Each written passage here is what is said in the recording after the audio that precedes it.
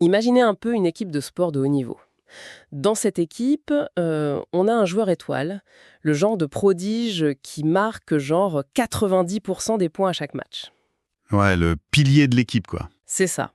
Sauf qu'à la fin du mois, ce joueur-là reçoit exactement le même salaire que le remplaçant qui quitte jamais le banc de touche. Ou pire encore, Ah, il y a pire. ouais, pire, il gagne la même chose que le joueur qui passe son temps à marquer contre son propre camp, en sabotant complètement la stratégie. Ah ben oui. Vu comme ça, c'est totalement absurde. Complètement absurde. N'importe quel entraîneur sain d'esprit ferait exploser ce système dans la seconde, on est d'accord? Pourtant, l'idée sur laquelle on s'arrête aujourd'hui démontre que c'est très exactement le modèle sur lequel sont bâties la vaste majorité de nos grandes organisations. Et même de nos carrières, en fait. C'est un changement de paradigme qui est assez brutal. Parce que la réalisation ici, c'est que la réussite, et ça peu importe le domaine, ça dépend absolument pas d'un effort global. C'est pas une question de sueur qu'on répartit équitablement sur toutes les tâches. Ouais, cette fameuse glorification de l'effort constant. Exactement. En réalité, la réussite repose entièrement sur quelques éléments essentiels et vraiment rien d'autre. Et l'approche qu'on explore propose de naviguer là-dedans à travers deux niveaux bien distincts. Ok, décortiquons un peu ça. C'est quoi le premier niveau? Le premier, c'est ce qu'on appelle le développement d'un radar. En fait, c'est une sorte d'acuité mentale très spécifique qu'il faut se forger. Le but, c'est de réussir à repérer, au milieu d'un bruit ambiant qui est souvent assourdissant, quelles sont les véritables opportunités. Et les dangers imminents aussi. D'accord, donc c'est l'observation pure. Voilà. Et une fois que ce radar a verrouillé ces quelques éléments cruciaux, c'est là que le deuxième niveau entre en piste, et c'est le pilote automatique. Le pilote automatique, genre, on lâche les commandes. En quelque sorte, ouais. L'idée, c'est de laisser ce pilote automatique prendre le relais pour naviguer sereinement, mais en se concentrant exclusivement sur ce qui a été identifié comme vital. Et le plus dur, c'est qu'il faut ignorer activement, consciemment, tout le reste. Waouh, ok. Ignorer consciemment. Parce que quand on regarde son propre agenda, le lundi matin, par exemple, la tentation, elle est super forte de traiter toutes les alertes, tous les courriels, avec le même sentiment d'urgence. Ah bah c'est sûr, tout a l'air rouge et urgent. C'est ça. Donc, dire je mets le pilote automatique et j'ignore sciemment 80% des infos, en fait, c'est hyper contre-intuitif. Surtout que notre cerveau humain, il est programmé depuis la préhistoire pour scanner son environnement à 360 degrés. C'est une question de survie à la base. Absolument. La biologie nous pousse à croire que chaque mouvement dans les buissons, ça a une importance vitale. Donc, lâcher prise sur presque tout ce qui se passe autour pour fixer son attention sur une infime partie, comment c'est possible sans déclencher une panique interne? Bah, c'est là que ça coince pour beaucoup de monde. La friction, elle naît précisément de cette programmation biologique dont on vient de parler. L'esprit humain, il a horreur du vide. Il perçoit le manque d'information ou l'incertitude comme une menace directe. Genre le fameux FOMO, la peur de rater un truc. Exactement. Ignorer la majorité des stimuli. Ça donne l'impression terrifiante de perdre le contrôle sur son environnement. Et c'est ça le piège cognitif majeur, cette illusion de contrôle total. Parce qu'en voulant tout contrôler, on contrôle rien au final. Voilà, en voulant tout embrasser, en gérant chaque micro-détail pour se rassurer, on finit invariablement par se disperser. Le constat ici, c'est que tant qu'on n'accepte pas ce déséquilibre fondamental de la nature, Le fait que très peu de causes produisent énormément d'effets, c'est ça? c'est ça. Tant qu'on ne l'accepte pas, on reste prisonnier de cette croyance épuisante que chaque effort se vaut. Et ça, c'est à l'échelle de l'individu au niveau micro. Mais ce qui donne vraiment le vertige quand on continue l'exploration du texte, c'est de voir que les grandes structures humaines ont amplifié ce défaut, mais à une échelle gigantesque. Ah oui, l'échelle exponentielle des entreprises. L'analyse devient même presque cynique à ce stade. Ouais, le terme utilisé est fort. L'idée avancée, c'est que toute grande entreprise gérée de manière classique est, je cite l'esprit du texte, une conspiration organisée pour mal répartir les récompenses. Le mot conspiration frappe fort, c'est clair. Très lourd, ouais. Mais en vrai, il décrit une mécanique implacable qui est liée à la taille, à la complexité. Plus une organisation grandit, plus elle crée des strates hiérarchiques. Et plus cette soi-disant conspiration s'impose comme une norme de survie pour la structure elle-même. Comment ça, une norme de survie?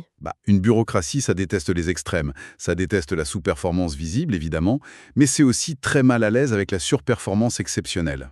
Ah oui, parce que ça casse les grilles salariales. Totalement. Ça perturbe les processus standardisés, les évaluations annuelles bien lisses.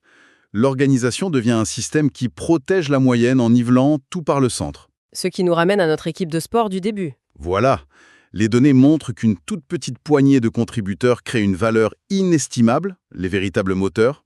Mais à l'autre bout du spectre, on a 10 à 20% du personnel qui enlève littéralement de la valeur à l'entreprise. Attends, faisons une pause là-dessus, parce que c'est là que ça devient vraiment fascinant. C'est facile d'imaginer un employé qui n'est pas très productif, qui fait le strict minimum, mais comment on peut avoir une valeur négative? C'est une excellente question.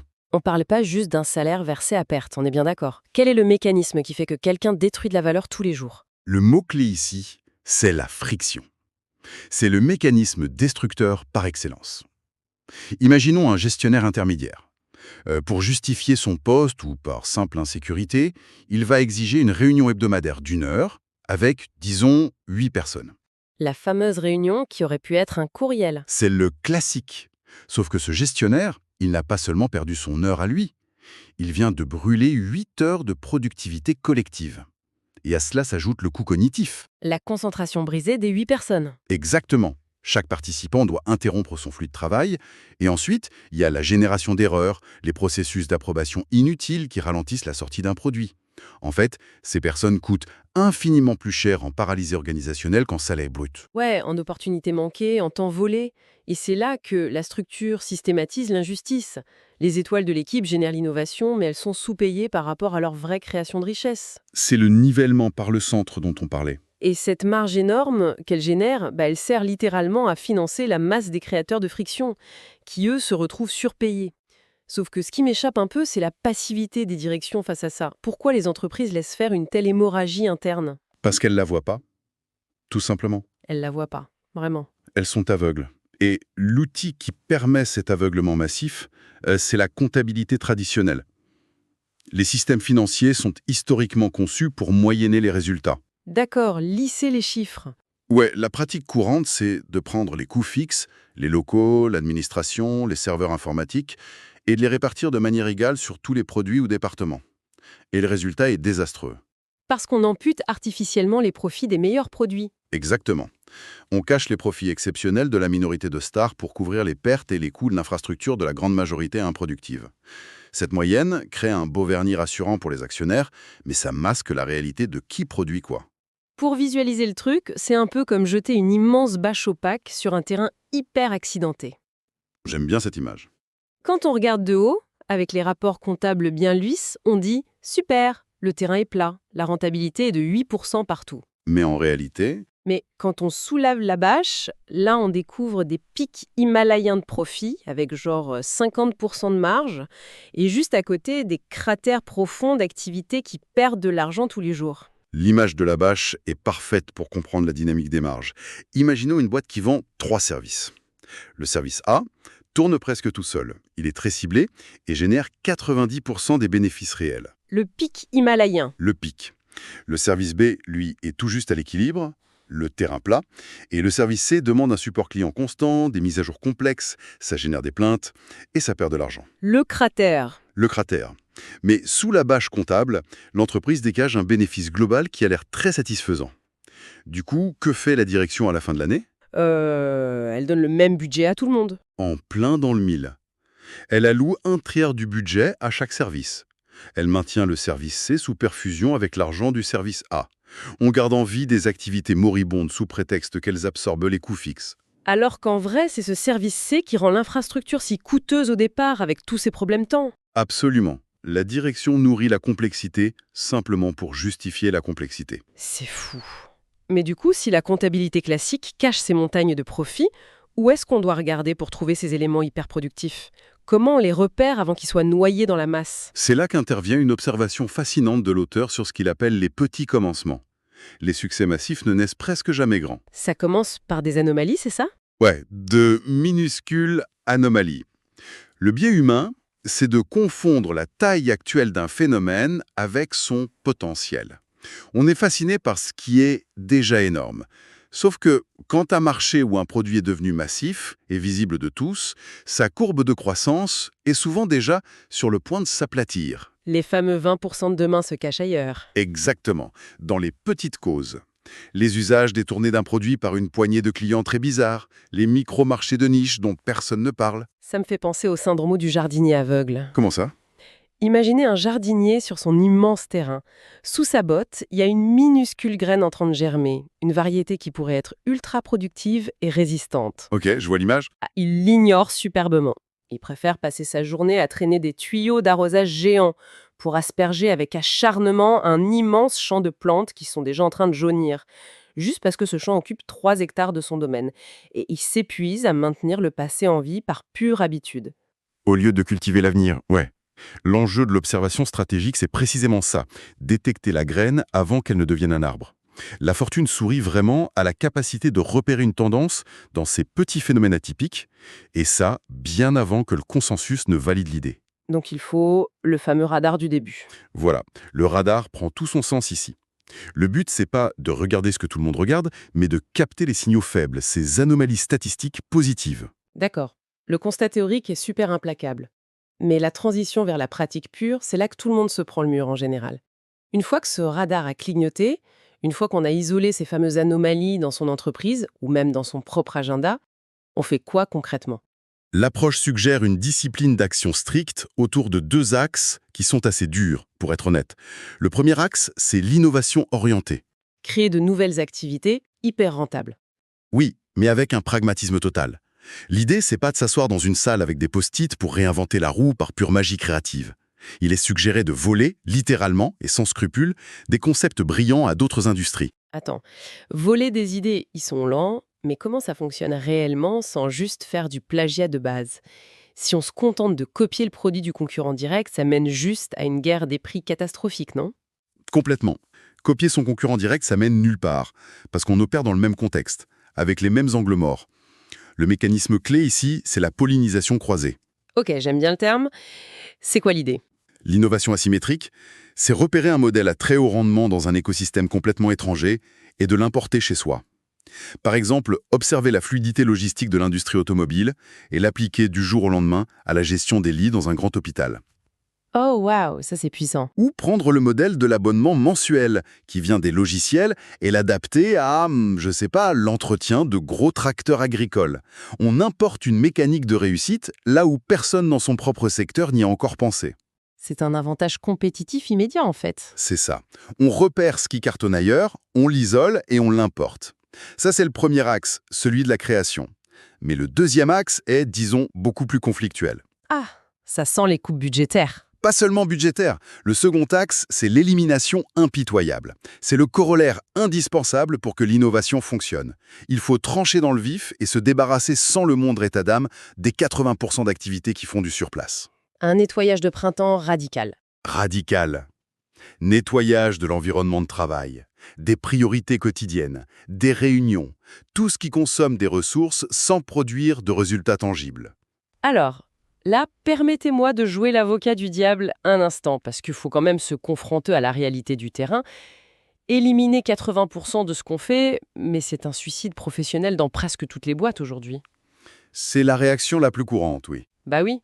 Si un cadre arrive demain matin au bureau, qu'il décide d'ignorer 80% de ses courriels, d'annuler 80% de ses réunions et d'arrêter de remplir les rapports administratifs sous prétexte que c'est pas dans le top 20%, il se fait licencier le vendredi après-midi, non? C'est un peu déconnecté du monde réel, formulé comme ça. Si l'élimination est perçue par la hiérarchie comme une rébellion silencieuse ou un abandon de poste, le licenciement est 100% garanti, on va pas se mentir. Bon, alors comment on applique ça sans pointer au chômage OPEC? La nuance cruciale réside dans la méthode et la compréhension de la nature de ces fameuses tâches. Il ne s'agit pas de tout laisser tomber du jour au lendemain et de créer le chaos. Le texte démontre que ces activités, les fameux 80%, ce sont des parasites actifs. Elles n'ont pas une valeur neutre. Comme le gestionnaire de réunion de tout à l'heure. Exactement. Elles agissent comme un lierre qui étouffe l'arbre. Elles drainent les budgets, elles saturent l'espace physique et surtout, elles consument notre énergie mentale. Sachant que l'énergie mentale, c'est de loin la ressource la plus difficile à renouveler dans une journée. Voilà. Et toute cette énergie devrait être jalousement préservée pour les alliances stratégiques et les projets qui vont tout changer. Donc, dans le monde réel, ce mécanisme d'élimination passe par la négociation des priorités, ça passe par la délégation très ciblée, l'automatisation des trucs répétitifs. Ou juste de la transparence avec son patron, peut-être. Complètement.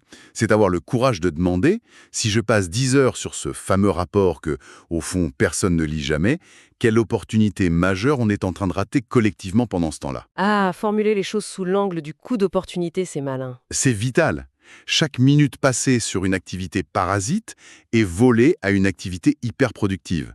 Maintenir ce bruit de fond permanent, c'est la garantie d'une performance tiède et c'est épuisant. La soustraction, c'est le seul moyen de libérer l'espace pour l'addition de valeur. C'est la ligne de démarcation entre le fait d'être juste, genre, occupé et le fait d'être réellement utile. C'est super profond comme distinction. Et d'ailleurs, si on s'éloigne juste un instant de la stricte rentabilité financière, des dynamiques de bureau et tout ça, il y a une transition philosophique très nette qui s'opère quand on prend du recul. Sur la logique d'élimination. Oui, c'est vraiment le point de bascule de cette réflexion. On réalise que le capitalisme, la progression de carrière, l'organisation corporative, en fin de compte, ce ne sont que des méthodes. Ce sont des structures créées de toutes pièces. Des outils, en somme. Des outils, voilà. Pour reprendre la terminologie, la carrière ou l'entreprise, c'est le contenant de la vie. Ce n'est absolument pas le contenu. Waouh, c'est une belle façon de le voir. Si cette répartition asymétrique de l'énergie, ce ratio où une infime minorité produit la majorité des résultats, fonctionne avec une telle précision mathématique en affaires, c'est parce qu'elle repose sur une loi naturelle bien plus vaste. La suite logique, c'est d'appliquer cette loi impitoyable de l'essentiel à notre vie intérieure et à nos relations personnelles. Ce qui transforme en fait une simple stratégie d'entreprise en un véritable choix de vie. Et en y pensant, ça nous laisse sur une réflexion particulièrement troublante. Comment ça? On est bombardé tous les jours par cette idée ultra rassurante de l'équilibre. Vous savez, le fameux équilibre travail-vie personnelle. Cette injonction permanente qui nous murmure qu'il faut accorder un petit peu de temps à tout pour être heureux. Un peu au boulot, un peu aux passions, un peu aux obligations sociales. Le fameux saupoudrage d'efforts. Exactement. Le saupoudrage pour garder le navire bien droit. Mais si ce principe de déséquilibre brutal, où l'immense majorité des résultats et de la joie vient d'une infime minorité d'éléments, si ça s'applique avec autant de force à la nature et aux organisations, est-ce que l'idée même d'équilibre dans la vie, au fond, ce serait pas la plus grande illusion de toutes? C'est la vraie question. Peut-être que le véritable épanouissement réside pas du tout dans un équilibre parfait et tiède. Peut-être que ça demande une concentration extrême sur une toute petite minorité de choses, de projets et de personnes qui nous font vraiment vibrer, tout en acceptant sans culpabilité de laisser tout le reste s'effondrer. Laisser tomber l'inutile pour sauver l'essentiel. Et c'est là que tout commence vraiment à prendre sens. Et pour celles et ceux qui veulent aller plus loin, le livre est disponible gratuitement via le lien en description.